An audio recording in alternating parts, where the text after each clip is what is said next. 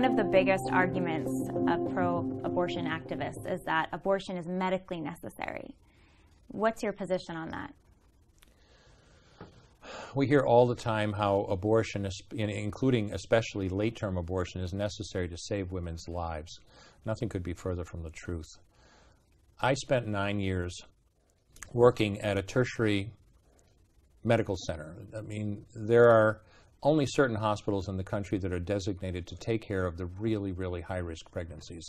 You don't want to duplicate the effort. It's expensive. So these hospitals get referrals from the surrounding area. And Albany Medical Center in Albany, New York, where I worked, was one of them. I was faculty at the hospital for 9 years.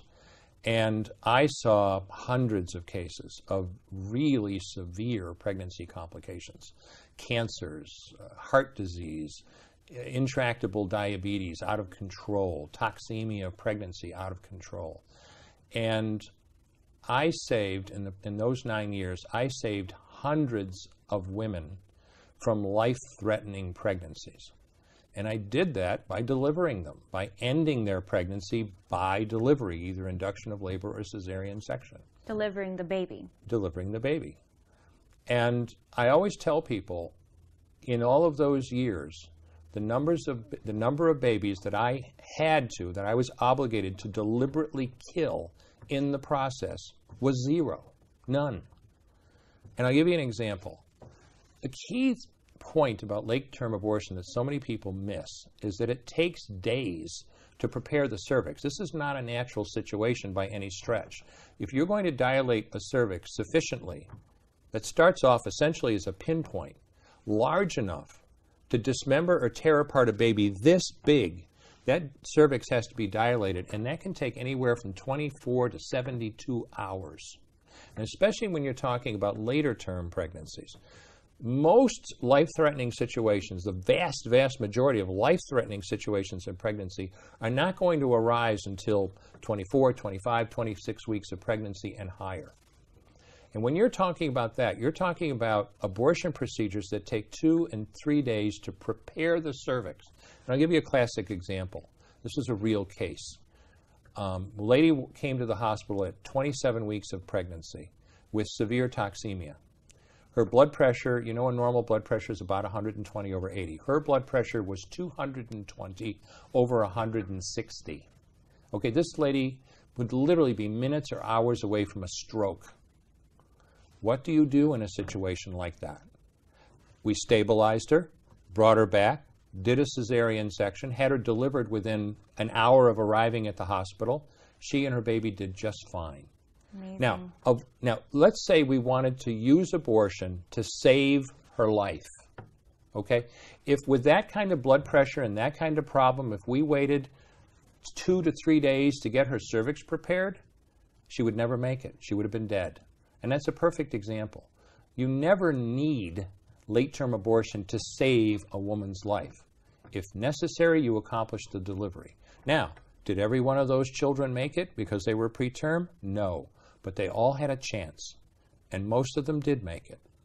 What you're saying is so amazing, Dr. Levitina, because a lot of people never hear this. They assume when abortion is brought up that it's necessary to kill that child, sometimes to save the mother's life. But you're saying it may be necessary to deliver the baby, but you never have to purposely go and kill that child. That's exactly what I'm saying. So why is this such a huge argument for pro-abortion advocates to say it's necessary to kill to save the life of the mother? That argument I don't understand. In my experience, over almost a decade, I never had to kill deliberately a single child to save a woman's life during pregnancy. There's a wider discussion, though. Politically, always listen very carefully to the words that are being used. We need to pass law X, Y, and Z because it protects women's health. Bill Clinton. I will be happy to sign a ban on partial birth abortion so long as it includes an exception on women's health. Well, what do they mean? Now, I have a law degree, and every lawyer knows that every single word has meaning. And what Roe didn't do was define the word health. Doe versus Bolton did. It says that health, the term health, includes a woman's physical health. Okay.